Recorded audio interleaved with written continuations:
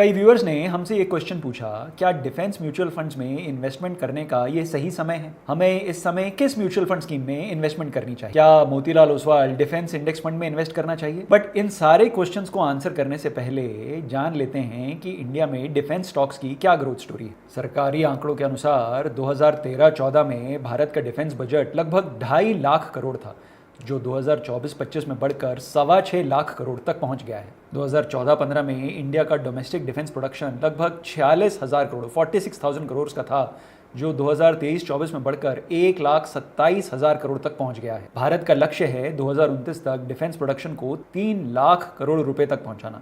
इसके लिए आत्मनिर्भर भारत और मेक इन इंडिया के अंडर DRDO और HAL कंटिन्यू एडवांस्ड वेपन्स बनाने की दिशा में काम कर रहे हैं। ये तो देख लिए हमने भविष्य के आंकड़े। अब देखते हैं Motilal Oswal defence index fund के पास्ट परफॉर्मेंस को। ये एक इंडेक्स फंड है, यानी ये एक passively manage mutual fund scheme. Motilal Oswal defence index fund का बेंचमार्क है Nifty India defence total return index. इसमें जितनी कंपनियों में जिस रेशो में इन्वेस्टमेंट की गई है, ये फंड भी उसी रेशो में इन्वेस्टमेंट करता है। Motilal Oswal defence index fund का NFO जुलाई 2024 में आया था। तब से इस फंड ने अपने इन्वेस्टर्स को 14% का नेगेटिव रिटर्न दिया है। इसका ये मतलब बिल्कुल नहीं है कि फंड खराब है, क्योंकि किसी भी फंड के पिछले 6 महीने के परफॉर्मेंस के बेसिस पर उसे जज नहीं करना चाहिए। वैसे भी जब से ये फंड लॉन्च हुआ है, उसके 1-2 महीने के बाद से मार्केट में कंटिन्यूसली वॉलेटिलिटी देखने को मिल रही है। ऐसे में इस फंड से बेटर रिटर्न्स की उम्मीद करना पॉसिबल नहीं है। इंडियन स्टॉक मार्केट और डिफेंस थीम पहले से ही काफ़ी हाई रिटर्न्स डिलीवर कर चुका है। थीमेटिक फंड्स वैसे भी एक समय तक ही अच्छा परफॉर्मेंस करते हैं।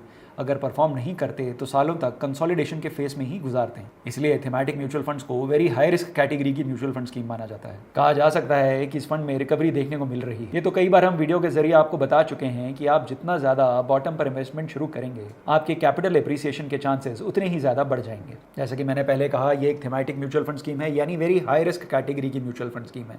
इसमें तभी इन्वेस्ट करें अगर आपका इन्वेस्टमेंट होराइजन 5 साल या उससे अधिक है। फंड में आप लमसम या SIP के माध्यम से इन्वेस्ट कर सकते हैं। दोनों के लिए मिनिमम अमाउंट है 500 रुपये।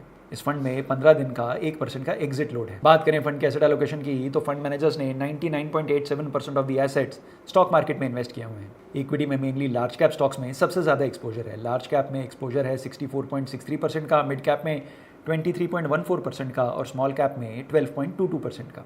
फंड में टोटल 18 स्टॉक्स शामिल हैं, जिनमें Hindustan aeronautics limited, Bharat electronics, Mazagon dock और कोचिन शिपयार्ड टॉप होल्डिंग्स हैं। 18 में से टोटल 10 स्टॉक्स में AUM का 90.86% इन्वेस्टेड है। फंड में 4 सेक्टर्स के स्टॉक्स लिए गए हैं: इंडस्ट्रियल्स, मटेरियल्स, टेक्नोलॉजी और कंज्यूमर डिस्क्रिशनरी। आपका इन्वेस्टमेंट होराइजन 4-5 साल से अधिक है और आपको लगता है कि डिफेंस स्टॉक्स में अभी भी जान है, तो आप इस फंड में इन्वेस्ट करना कंसिडर कर सकते हैं। कौन सी म्यूचुअल फंड स्कीम है आपके लिए सही? क्या कोई ऐसी म्यूचुअल फंड जिससे आप पा सकते हैं बेटर रिटर्न्स और अचीव कर सकते हैं अपने फाइनेंशियल गोल्स?